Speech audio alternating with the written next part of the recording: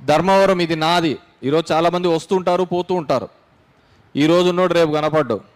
ఎందుకంటే మనం చూసాం, చాలామందికి సూర్యని చూసినాం, శ్రీరామ్ చూసినాం, జనసేన మధుని చూసినాం. ఇప్పుడు ఎవడో కొత్తోడు వచ్చినాడు, నేను అది చేస్తాను, ఇది చేస్తాను. వానికి ఏం తెలుసు? నువ్వు అంతగా చేసేటప్పుడు ఉన్నప్పుడు ఇక్కడ ఉన్న వాళ్ళు ఆత్మహత్యలు చేసుకున్నప్పుడు వాళ్ళకు తోడుగా ఎందుకు నిలబడలేకపోయినావు? వాళ్ళకు అండగా ఎందుకు నిలబడలేకపోయినావు? మా వ్యాపారస్తుల్ని కొట్టినప్పుడు, వాళ్ళని ఇబ్బందులు పెట్టినప్పుడు నువ్వెందుకు సాయం చేయలేకపోయినావు? ఈరోజు వచ్చి అందరూ మాటలు చెప్తున్నారు, నేను అవి తెస్తాను, ఇవి తెస్తాను అని చెప్పేసి.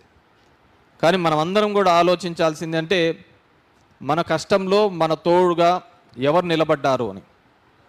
మనకి ఢిల్లీ నుంచి ఎవడొచ్చి నిలబడలే, గల్లీలో ఉన్న మీ కేతిరెడ్డే మీకు తోడుగా నిలబడడం జరిగింది.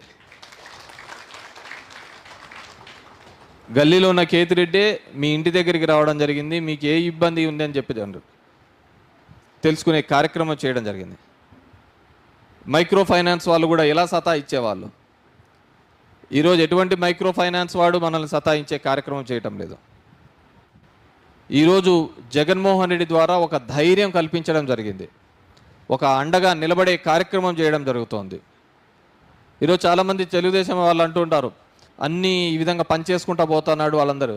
ఒక పేదవాడి చదువు కోసం, ఒక పేదవాడు తన కాళ్ళ మీద తను నిలబడడం కోసం, ఆ మగ్గం బాగా ఆడడం కోసం, ఒక ఆటో వాడు బతకడం కోసం, ఒక బార్బర్ షాప్ ఉండడం కోసం సాయం చేస్తే అది తప్పు కాదు. ప్రజల సొమ్మును దోచుకోవడం తప్పవుతుంది. ఈరోజు ఎప్పుడూ లేనంత విధంగా ప్రభుత్వం నుంచి సాయం అందుతోంది, ప్రభుత్వం నుంచి నేరుగా లబ్ధి చేకూరుస్తున్నాడు. దీంట్లో ఒక్క రూపాయి అవినీతి లేకుండా. ఈరోజు దాన్ని చూసుకొని ఈయన కూడా మొదలు పెడుతున్నాడు చంద్రబాబు నాయుడు, నేను అంతకంటే ఎక్కువ ఇస్తాను, నేను ఇస్తానని. ఆయన 14 సంవత్సరాలు ఎప్పుడు ఈలే, 14 సంవత్సరాలు ఏ ఒక్కడికి సాయం చేయలే. 3 సార్లు అయినాడు ముఖ్యమంత్రి.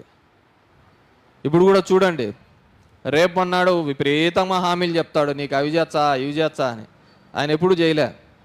మా జగన్మోహన్ రెడ్డి ఎప్పుడు అట్లా చెప్పడు. జగన్మోహన్ రెడ్డికి ఒక నమ్మకం, రేపు అధికారం లేకొచ్చేది మనమే.